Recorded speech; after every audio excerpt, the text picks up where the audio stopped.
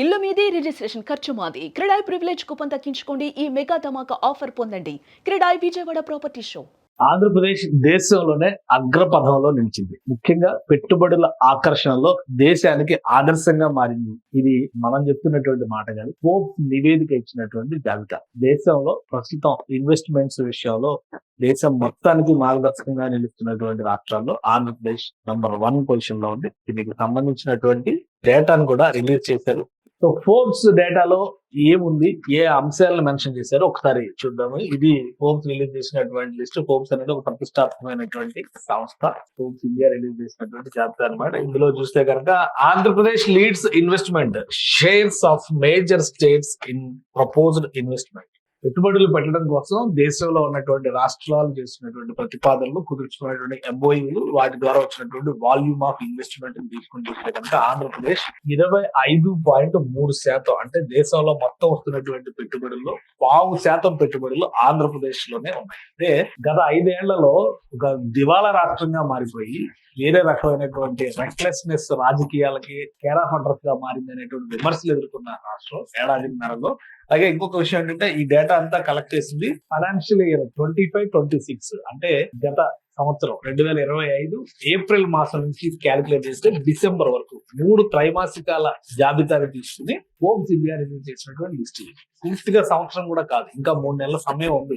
ఈ జాబితా ప్రకారం చూస్తే 25-26 కాబట్టి జనవరి, ఫిబ్రవరి, మార్చ్ కూడా ఇంక్లూడ్ 4వ త్రైమాసికాన్ని కూడా యాడ్ చేయాల్సినటువంటి అవసరం ఉంటుంది. సో 3 త్రైమాసికాలోనే, అంటే 9 నెలల కాలంలోనే 25.3% పెట్టుబడుల్ని ఆంధ్రప్రదేశ్ ఆవిష్కరించింది, ఆకర్షించగలిగింది. ఇది మొత్తం bank of Baroda source report ప్రకారం చేసినటువంటి డేటా అన్నమాట.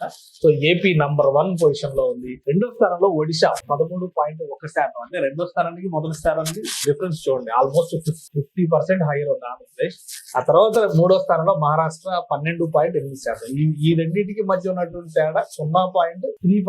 కానీ ఆంధ్రప్రదేశ్ కి నంబర్ 1 పొజిషన్ లో ఉన్న రాష్ట్రానికి సెకండ్ పొజిషన్ లో ఉన్న రాష్ట్రానికి ఉన్న తేడా మోర్ దాన్ 50%. అంటే ఏ విధంగా పనిచేశారో చూడండి. ఇక 4వ స్థానంలో తెలంగాణ రాష్ట్రం ఉంది 9.5% పెట్టుబడుల ఆకర్షణతో. గుజరాత్ 7.1%తో 5వ స్థానంలో ఉంది. తమిళనాడు 4.9%తో 6వ స్థానంలో ఉంది. రాజస్థాన్ 7వ స్థానంలో ఉంది. ఛత్తీస్గఢ్ 8వ స్థానంలో ఉంది. మధ్యప్రదేశ్ 9వ స్థానంలో ఉంది. ఉత్తరప్రదేశ్ 10వ స్థానంలో ఉంది. వెస్ట్ బెంగాల్ 11వ స్థానంలో ఉంది. కర్ణాటక 12వ స్థానంలో ఉంది. అస్సాం 13వ స్థానంలో ఉంది. జార్ఖండ్ 14వ స్థానంలో. ఈ టాప్ 15 స్టేట్స్ కి సంబంధించినటువంటి జాబితా. ఇది రిలీజ్ చేసింది ఫోర్బ్స్ ఇండియా రిలీజ్ చేసినటువంటి జాబితా అన్నమాట.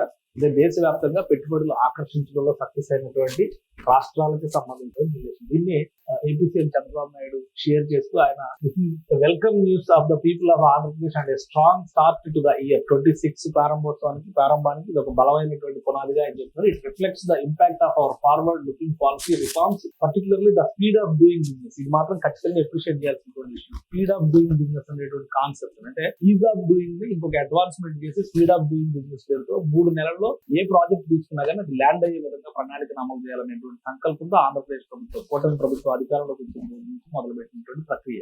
దాని ఫలితంగా వచ్చినటువంటి అడ్వాంటేజ్ అని ఆయన చెప్తున్నారు. ఇక ఎస్క్రో, ఇది కూడా ఈ escrow including the introducing the concept of an escrow based mechanism for timely and transparent incentive distribution as well as the introduction of clear sector specific policy. ఇది ఖచ్చితంగా ఎవరైనా అప్రిషియేట్ చేసినటువంటి విషయమే. ఎందుకంటే ఆనంద్ మహేంద్ర అనే ట్వీట్ చేశారు, ఎస్క్రో అకౌంట్ అనే దాన్ని తీసుకొచ్చి గవర్నమెంట్ కూడా బిజినెస్ మోడల్ లో పనిచేయచ్చు అని చెప్పారు. మొదటి వ్యక్తి చంద్రబాబు నాయుడు గారు అని చెప్పారు. ఖచ్చితంగా బిజినెస్ మోడల్ లో దాన్ని తీసుకురావడం. ఎస్క్రో అకౌంట్ అంటే ఏవైతే వీళ్ళు హామీలు ఇచ్చారో వాటికి సంబంధించినటువంటి అన్ని కూడా ముందుగానే ప్రభుత్వం ఒక ప్రత్యేకమైనటువంటి అకౌంట్ చేసి దాని ద్వారా సపోర్ట్ చేయడం.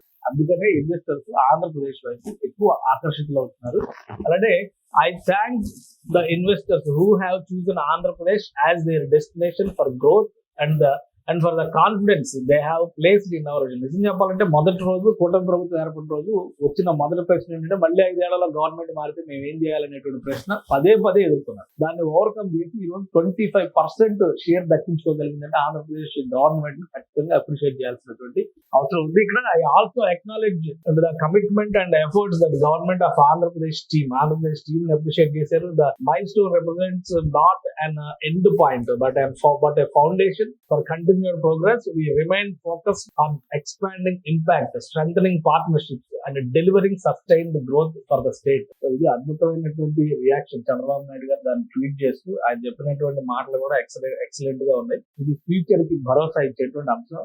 కేవలం ఏడాదిన్నర సమయం మాత్రమే కూటమి ప్రభుత్వానికి అయితే ఇంకా దాదాపు 3.5 సంవత్సరాల సమయం ఉంది. సో ఇంకా ఎన్ని అద్భుతాలు చేయబోతారనే దానికి ఆయన క్లారిటీ ఇచ్చారు. నారా లోకేష్ గారు కూడా దీన్ని ట్వీట్ చేశారు. ఈ న్యూస్ ని ట్వీట్ చేస్తూ 25.3% of India's FY26 investments isn't catching up, it's pulling head. So ఇది అద్భుతంగా ఉంది అనేటువంటి మాటను ఆయన ట్వీట్ చేస్తూ ఫోర్బ్స్ ఇండియా మ్యాగజైన్ వేసినటువంటి ఆ డేటాని, ఆ గ్రాఫిక్ లింక్ ని ఇక్కడ ప్రజెంట్ చేస్తూ ఆయన కూడా ట్వీట్ చేస్తారు. మొత్తం మీద ఆంధ్రప్రదేశ్ లో కూటమి ప్రభుత్వం కుదురుకున్నటువంటి విధానం మాత్రం ఆంధ్రప్రదేశ్ లో ఉన్నటువంటి ప్రతి పౌరుడు గర్వంగా చెప్పుకోవాల్సినటువంటి అంశంగా ఖచ్చితంగా చెప్పొచ్చు మనం. ఎందుకంటే కూటమిలో ఉన్నటువంటి నాయకత్వంలో చంద్రబాబు నాయుడు గారు కానీ, డిప్యూటీ సీఎం గా పవన్ కళ్యాణ్ గారు కానీ, అలాగే నారా లోకేష్ గాని, ఇతర బృందం కానీ, 3 పార్టీల సమన్వయం కానీ, రాష్ట్రంలో గత 5 ఏళ్లలో జరిగినటువంటి వివిధ రకాల తిరోగమన విధానాలకు విరోధకాలు ఇస్తూ జాగ్రత్తగా దాన్ని బిల్డప్ చేసుకుంటూ మళ్ళీ ఒక కాన్ఫిడెన్స్ తీసుకొచ్చి రాష్ట్రాన్ని నడిపిస్తున్నటువంటి వైన దానికి ప్రత్యేకంగానే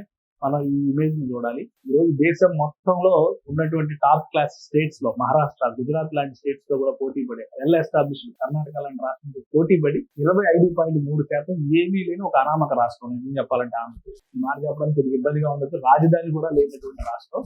అలాంటి రాష్ట్రాన్ని షోకేస్ చేసి ఒక బ్రాండ్ ఇమేజ్ క్రియేట్ చేసి చంద్రబాబు నాయుడు అండ్ టీమ్ తీసుకొచ్చినటువంటి సక్సెస్ మాత్రం ప్రతి ఒక్కరూ అభినందించాల్సినటువంటి